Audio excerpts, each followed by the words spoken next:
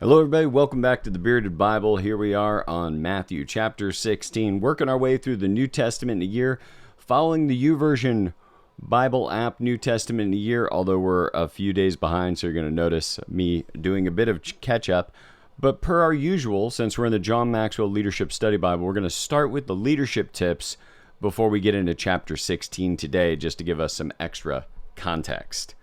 So we're going to kick off with Peter's charisma compels others to affirm his lead. This is out of Matthew 16:13 through 20.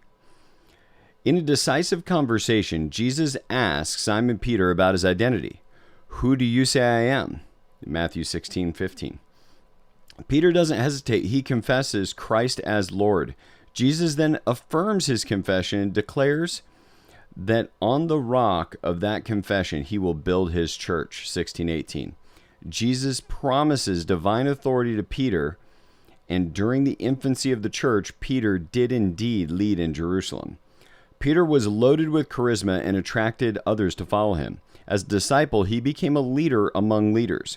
What gave Peter this charisma that sparked others to affirm his leadership? From the four Gospels, we can assume or surmise the answer. 1. His personality. Peter seemed poised as a sanguine, choleric temperament. Usually, he was the first to speak. 2. His purpose. Peter embraced his mission as quickly as any of the 12. He was the first to act. 3. His people skills. Peter was drawn to people. He acted like a magnet that either attracted or repelled others. And 4. His passion. Peter had a fire inside. He wanted to please God and make a difference. So now let's dig into chapter 16 and see what John Maxwell was referring to. The demand for a sign. The Pharisees and Sadducees came to Jesus and tested him by asking him to show them a sign from heaven. He replied, "When evening comes, you say it will be fair weather, for the sky is red. And in the morning, today it will be stormy, for the sky is red and overcast. You know how to interpret the appearance of the sky, but you cannot interpret the signs of the times. A wicked and adulterous generation looks for a sign, but none will be given it except the sign of Jonah." Jesus then left them and went away. The yeast of the Pharisees and Sadducees. When they went across the lake, the disciples forgot to take bread. "Be careful," Jesus said to them. "Be on your guard against the yeast of the Pharisees and the Sadducees." They discussed this among themselves and said, "It is because we didn't bring any bread." Aware of their discussion, Jesus asked, "You of little faith, why are you talking amongst yourselves about having no bread? Do you still not understand?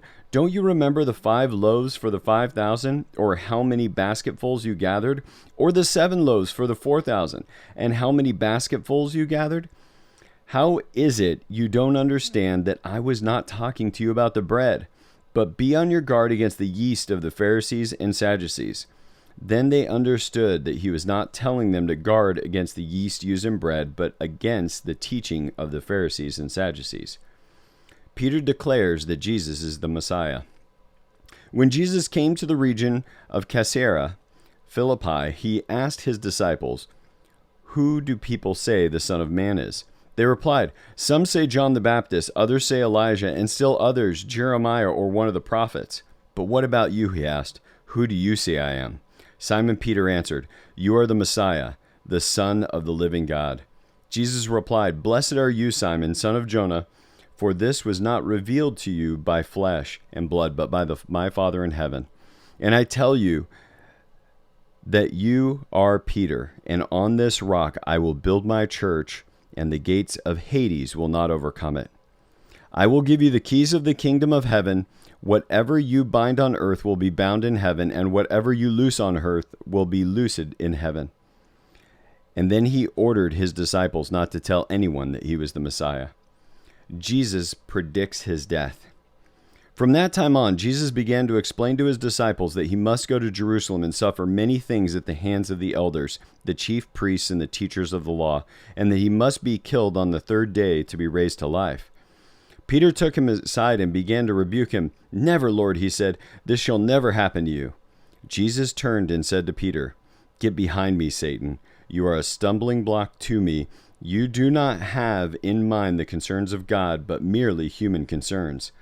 Then Jesus said to his disciples, "Whoever wants to be my disciple must deny themselves and take up the cross and follow me. For whoever wants to save their life will lose it, but whoever loses their life for me will find it. What good will it be for someone to gain the whole world yet forfeit their soul? Or what can anyone give in exchange for their soul? For the Son of Man is going to come in his Father's glory with his angels, and then he will reward each person according to what they've done. Truly I tell you, some who are standing here will not taste death before they see the Son of Man coming into his kingdom."